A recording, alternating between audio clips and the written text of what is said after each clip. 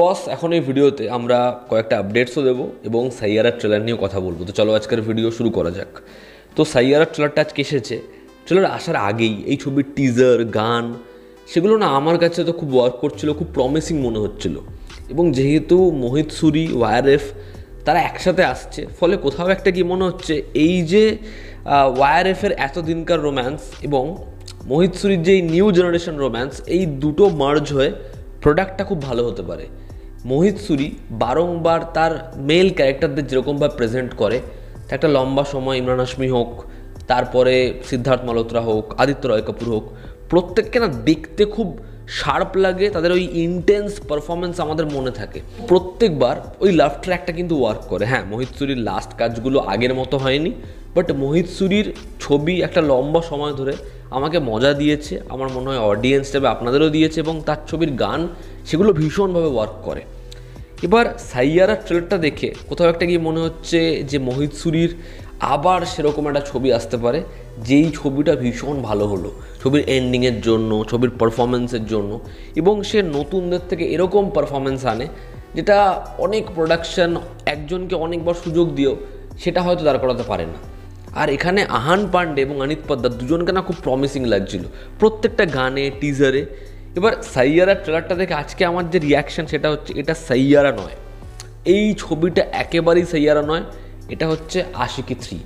মানে ঠিক সেরকমই ইন্টেন্স, সেরকমই কালার, মিউজিক কাইন্ড অফ সেরকম, এবং যেরকম এন্ড নোট দেখে মনে হচ্ছে হ্যাঁ বস, এই ছবিটার মধ্যে খালি ওই একটা শট দাও, বৃষ্টি পড়ছে এবং একটা জ্যাকেটে দুজন রয়েছে, খালি ওই শটটা দাও, এটা পুরো আশিকি 3 হয়ে যাবে। এবং যদি এই প্রশ্নটা করা হয় যে প্রোমো দেখে এটাকে বেশি আশিকির কাছাকাছি মনে হচ্ছে না কার্তিক আরিয়ান শ্লীলা ভার্সন, আমার মনে হয় এটা অনেক অনেক বেশি সুপিরিয়র।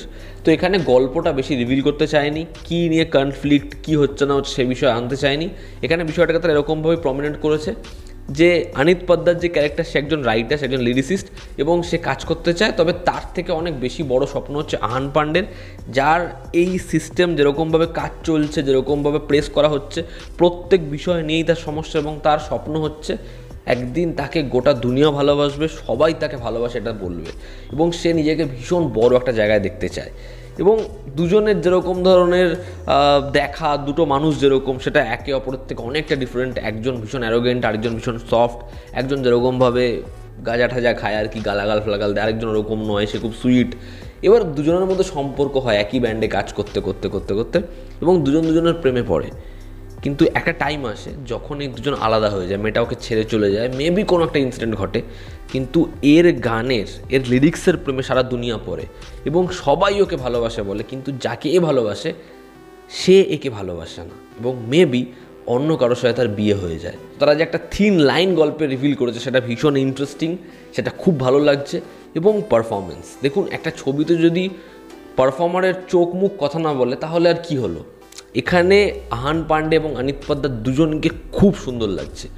আহান পান্ডের তো একদম ওপেনিং সিকোয়েন্স থেকেই পুরো ট্রেলারটাই যেন সে একদম ঠুকে ঠুকে না, একদম চালিয়ে খেলছে, এবং যেই পয়েন্টে অনিত পোদ্দার তাকে বলছে চাল নিকাল, এবং ও খালি তাকিয়ে রয়েছে, খালি মিউজিকের স্ট্রোকগুলো পড়ছে সলিড, এবং একদম শেষ ভাগে পাঞ্চগুলো করছে, ওরকমভাবে হেঁটে আসছে, আমার তাকে খুব খুব ভালো লাগছে। আমি বললামই, সিদ্ধার্থ মালহোত্রা, ইমরান হাশমি, তারপরে হচ্ছে আদিত্য রয় কাপুর, এদেরকে যেরকমভাবে প্রেজেন্ট করেছে এর আগে, দেখবে ওই একটা শট ওর থাকেই, এই গাড়ি চলে যাবে, গাড়ির কাচের মধ্যে হাত রাখবে, হাতের মধ্যে বিভিন্ন রকমের জিনিসপত্র বাঁধা, সব ব্ল্যাক পরে, খুব ইন্টেন্সিটির সাথে ক্যারেক্টার এগিয়ে আসবে, বৃষ্টি পড়বে, ব্যাকলাইট থাকবে, এগুলো মোহিত সুরির ট্রুপ।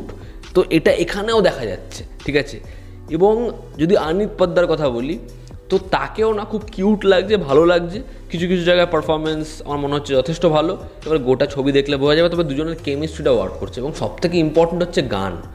ওই যে সাইয়ারা তু তো বদলা নেই হ্যাঁ মৌসম যারা রুঠা হুয়া হয়, ওটাকে যেরকমভাবে ব্যবহার করছে এবং বলছে তনহা এক তারা যে রোশন কর দে, দুটো যেরকমভাবে মার্জ হলো না, খুব খুব ভালো। যেভাবে লাস্টে ক্রাউডটাকে ধরেছে, অডিয়েন্সের মধ্যে থেকেও হাঁটছে, খুব খুব ভালো। তো ট্রেলারটায় তারা বেশি কিছু কীভাবে করেনি, বা ট্রেলারটার মধ্যে ইন্টেন্সিটি এবং একটা পিওরিটি রয়েছে যেটা অডিয়েন্সের জন্য ওয়ার্ক করবে। তো দেখার ছবিটা কেমন হয়, 18 তারিখ আসছে। আমার ট্রেলারটা খুব ভালো লেগেছে। আমরা যদি এবার আপডেটসে আসি, তো প্রথম যেটা আপডেট সেটা হচ্ছে শাহিদ কাপুর এবং বিশাল ভারদ্বাজের যে ছবিটা, যেটা টাইটেল ছিল হচ্ছে অর্জুন উস্তারা, তো সেই ছবির টাইটেলটা চেঞ্জ হবে। ছবির টাইটেল তারা রেজিস্টার করেছে রোমিও। তো বিশাল ভারদ্বাজ এবং শাহিদ কাপুরের এই ছবির টাইটেল হতে পারে রোমিও। এবার দেখার এই টাইটেলটা কতটা ছবির সাথে যায়, কতটা এফেক্টিভ হয়। আমার মনে হয় অর্জুন উস্তাদ টাইটেলটা আপাতত শুনে বেশ ভালো লাগছিলো, তবে যেহেতু ভারদ্বাজ পে কবি সন্দেহ নেই করতে, তাই আমি আশা করছি তার সাথে শাহিদ কাপুরের আবার একটা ব্যাপক কম্বিনেশন আমরা পাবো। আমরা যদি পরবর্তী আপডেটে আসি, তো অনুরাগ বাসু তাকে জিজ্ঞাসা করা হয় তার সাথে কি আমির খানের কোলাবোরেশনটা হচ্ছে, মানে তারা কি যে কিশোর কুমারের বায়োপিক করার কথা ভাবছিল সেটা কি হচ্ছে। এবং এই বিষয়ে অনুরাগ বাসু বলে যে আমি এটা নিয়ে কিচ্ছু বলবো না, তার কারণ এটা আমার বহুদিনের প্রজেক্ট, আমি বহুবার ছবিটা অ্যাপ্রোচ করেছি, বহুবার এই ছবিটা পিছিয়েছে, তাই যতদিন না ছবিটা সেটে যাচ্ছে আমি তার আগে কিচ্ছু বলবো না। তবে ফাইনালি মানে অনেকটা বিষয়পত্র এগিয়েছে এবং সে আশা করছে কাজটা হবে। এবং এমনটাই শোনা যাচ্ছে যে আমির খানের সাথে অনুরাগ বাসুর যে কাজ হওয়ার কথা ছিল সেটা অনেক দূরে গিয়েছে, এবং সেটা হচ্ছে কিশোর কুমারের বায়োপিক। এবং অমিত কুমার অর্থাৎ কিশোর কুমারের ছেলে, সে বলেছে যে এখনও লিগালি জিনিসপত্র অনেক এগোচ্ছে, তো সে এখনই কিছু স্টেটমেন্ট দিতে চায় না। আমি চাই আমির খানই কোনো একটা স্টেটমেন্টে বলে দিক। যাই হোক, অনুরাগ বাসু খুব ভালো একজন পরিচালক, তার সাথে যদি আমির খানের কোলাবোরেশন হয় আশা করছি আমরা ব্যাপক কিছু আউটপুটই পাবো। পরবর্তী এবং আজকের অন্যতম বড় যেটা আপডেট, যেটা ফিল্মফেয়ার থেকে শুরু করে যত বড় ওয়েবসাইট প্রত্যেক জায়গায় ছড়িয়ে রয়েছে, সেটা হচ্ছে ফারহান আখতার রিসেন্টলি শাহরুখ খানের সাথে দেখা করে এবং শাহরুখ খানকে সে ডন 3-র যে ক্যারেক্টার সেটা অ্যাপ্রোচ করে। এখানে শাহরুখ খান পুরো ছবিতে ফিচার করবে এমনটা নয়, তবে যে বিষয়টা ঘটেছিল ডন 3 অ্যানাউন্সমেন্টের পরে, যে শাহরুখ খানের হয়ে গেছে এখন এই লেগেসিটা, সেখানে রণবীর সিং ঢুকতে চাইলেও অডিয়েন্স দ্বারা সে ভীষণ বড়োভাবে ট্রোল হবে। এবার এই বিষয়টা থেকে বাঁচতে এবং একটা ইন্টারেস্টিং আইডিয়া ক্র্যাক করেছে ফারহান আখতার, যে এই ছবিতে শাহরুখ খান এবং প্রিয়াঙ্কা চোপড়া দুজনেই থাকবে, কিন্তু তাদের একটা এক্সটেন্ডেড কেমিও থাকবে এবং সেটা ছবিটাকে সাহায্যও করবে এবং খুব ইন্টারেস্টিংও হবে শাহরুখ খানকে এই ছবিতে দেখতে, যেখানে নতুন জেনারেশনের ডন হচ্ছে রণবীর সিং। এবং এই আইডিয়াটা শাহরুখ খানের খুব ইন্টারেস্টিং লেগেছে, ভালো লেগেছে। সে এখন কিং নিয়ে ব্যস্ত রয়েছে, তবে কিংয়ের কাজ সেরে সম্ভবত সে ডন 3-র কাজ করবে এবং ডন 3-র কাজ শুরু হবে 2026 জানুয়ারি মাস থেকে। এবং এমনটাই শোনা যাচ্ছে প্রিয়াঙ্কা চোপড়াও রাজি হয়েছে এই বিষয়টায়। এবার দেখার পরবর্তীতে সম্পূর্ণ সব ঠিকঠাক থাকলে বিষয়পত্রগুলো ঠিকভাবে এগোয় কিনা, তার কারণ শোনা তো অনেক কিছুই যায়। তবে এটাই আপডেট এবং এটা কিন্তু বড় বড় যে ওয়েবসাইটগুলো রয়েছে প্রত্যেক জায়গা থেকে আপডেট যে শাহরুখ খান এবং প্রিয়াঙ্কা চোপড়া তাদেরকে ডন 3-তে দেখা যাবে। এবং আরও একটা সমস্যা হচ্ছে শাহরুখ খান আর প্রিয়াঙ্কা চোপড়া কি আবার একসাথে কাজ করবে, দেখার সেটা হয় কি না। তবে যদি শাহরুখ ছবিতে কিছুক্ষণের জন্য থেকে যায় বা এটাকে যদি মেকার্সরা ব্যবহারও করে না, তাহলে কিন্তু যে হেডটা পাচ্ছিল ডন 3 সেটা কিন্তু কেটে যাবে। ঠিক আছে, এবার দেখার সেটাকে কীরকম বুদ্ধিমত্তার সাথে ব্যবহার করে ফারহান আখতার। এবং কাইন্ড অফ তো শাহরুখ খানকে আমরা ডনের মতোই ক্যারেক্টার প্লে করতে দেখবো হচ্ছে কিংয়ে, দেখার এই বিষয়পত্রগুলো কীরকমভাবে ওয়ার্ক করে। তো এই ছিল আজকের লেটেস্ট আপডেটস এবং সাইয়ারা ট্রেলার নিয়ে আমার ওপিনিয়ন। তোমরা যারা ট্রেলারটা দেখেছো এবং আপডেটসগুলো নিয়ে তোমাদের কি মতামত অবশ্যই জানিও। জনতা আমাদের পাশে আছে, আবার দেখা হচ্ছে, টেক কেয়ার।